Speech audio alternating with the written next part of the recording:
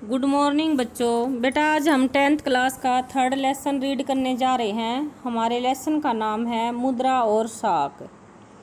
तो इसमें बेटा हम मुद्रा और साख के बारे में जानेंगे कि मुद्रा क्या होती है और साख क्या होती है। सबसे पहले हमारी जो हेडिंग है बेटा वो है मुद्रा विनिमय का एक माध्यम। यानी जो मुद्रा है यानी जो पैसे हैं बेटा ये विनिमय का एक माध्यम है। कैसे कि हम मुद्रा के द्वारा वस्तु को खरीद भी सकते हैं और बेच भी सकते हैं।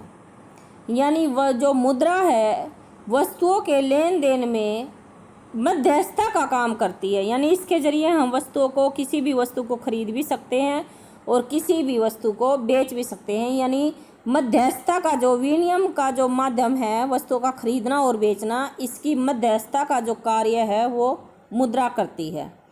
जैसा कि हम अपने दैनिक जीवन में देखते भी हैं कि वस्तुएं खरीदी और बेची जा सकती हैं। कुछ लेन देन मुद्रा के बदले होते हैं और लेकिन कुछ मामलों में हो सकता है कि लेन देन होते वक्त मुद्रा का कोई आदान प्रदान न हो, केवल बाद में भुगतान करने का वादा हो, ऐसा भी हो जाता है।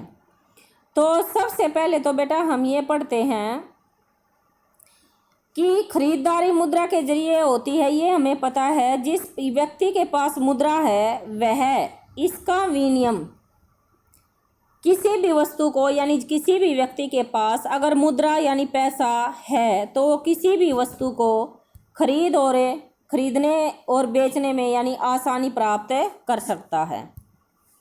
फिर उस मुद्रा का इस्तेमाल वह अपनी ज़रूरत की जो भी यानी उसकी ज़रूरत की जो भी चीज़ें होती हैं उसको खरीद सकता है। तो एक जूता निर्माता का उदाहरण देखते हैं कि वह बाजार में, आप ध्यान से समझे कि एक जूता निर्माता है। जूता निर्माता कौन होता है? जो जूते का निर्माण करता है। वह बाजार में जूता बेचकर गेहूं खरीदना चाहता है। जूता बनाने वाला, तो आप सोचे कि जूता बनाने वाला जूते के बदले मुद्रा प्राप्त करेगा। यानी जूता जो बनाने वाला है सबसे पहले वह जूते के बदले में यानी धन प्राप्त करेगा, मुद्रा प्राप्त करेगा और फिर मुद्रा प्राप्त करेगा और फिर इस मुद्रा का इस्तेमाल गेहूं खरीदने में करेगा। यानी धन, अगर जूते बनाने से उसको जो धन प्राप्त होगा, जो मुद्रा प्राप्त होगी, उस मुद्रा से वह गेहूं खरीदेगा। यानी जूता बेचकर वह मुद्रा प्राप्त करेगा और मुद्रा से वह गेहूं खरीदेगा। इसके बाद आता है बेटा, जरा सोचिए कि यदि बिना मुद्रा का इस्तेमाल किए जूते का सीधा गेहूं से विनिमय करता है तो उसे कितनी कठिनाई होगी। यानी अगर जूता बेचकर उसे मुद्रा प्राप्त नहीं होती और वह जूते का सीधे यानी जूता देकर किसी को सीधे गेहूं लेना चाहता है तो किससे कितनी कठिनाई होगी। यानी क्या करना होगा, उसे गेहूं उगाने वाले एक ऐसे किसान को खोजना पड़ेगा जो केवल गेहूं तो बेचना चाहता है बल्कि साथ में जूता भी खरीदना चाहता हो। अर्थात दोनों पक्ष एक दूसरे की चीज़ें खरीदने और बेचने में सहमत हो। यानी उसको किसान को ढूंढना पड़ेगा जो अपने गेहूं बेचना चाहता है और उसको जूतों की ज़रूरत है और साथ में वह जूता भी खरीदना चाहता है। यानी ऐसे एक किसान को ढूंढना पड़ेगा, दोनों पक्ष एक दूसरे से यानी चीज़ें खरीदने और बेचने के लिए सहमत हों। तो इससे जब दोनों पक्ष एक दूसरे की चीज़ें खरीदने और बेचने की सहमति रखते हों तो आपका सबसे महत्वपूर्ण क्वेश्चन है, इसको कहा जाता है आवश्यकताओं का दोहरा सहयोग। ये सबसे महत्वपूर्ण आपका क्वेश्चन है। इसके बाद है व्यक्ति जो वस्तु बेचने की इच्छा रखता है वही वस्तु दूसरा खरीदने की इच्छा भी रखता हो।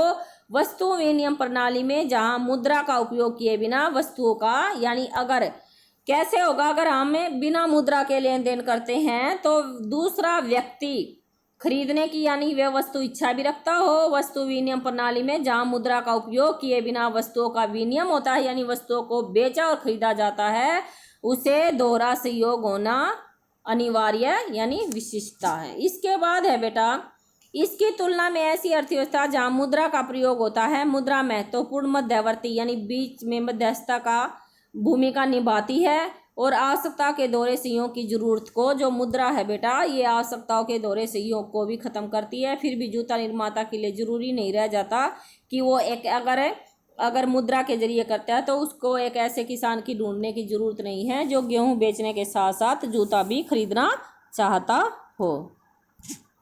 इसके बाद आता है बेटा हमारा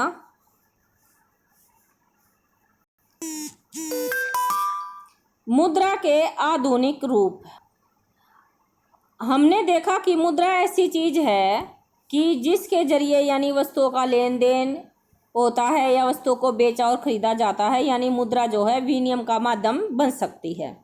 सिक्कों के चलने से पहले, ये प्राचीन बात बताई गई है बेटा कि सिक्कों के चलने से पहले तरह तरह की चीजें मुद्रा के रूप में इस्तेमाल की जाती थी। उदाहरण के लिए प्राचीन समय में भारतीय अनाज और पशुओं का मुद्रा के रूप में इस्तेमाल होता था। इसके बाद यानी पहले तो होता था अनाज का और पशुओं का, इसके बाद होने लगा सोना, चांदी, तांबे जैसी धातुओं का और सिक्कों का चलन हुआ, जिसका चलन पिछली सदी तक था।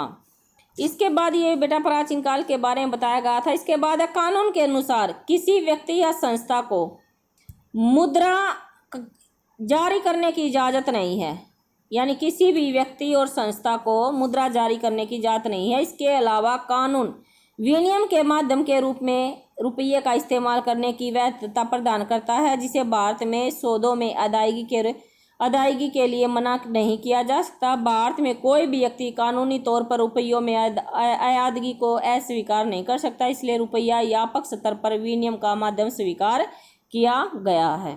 इसके बाद बेटा हमारी आती है हेडिंग करेंसी।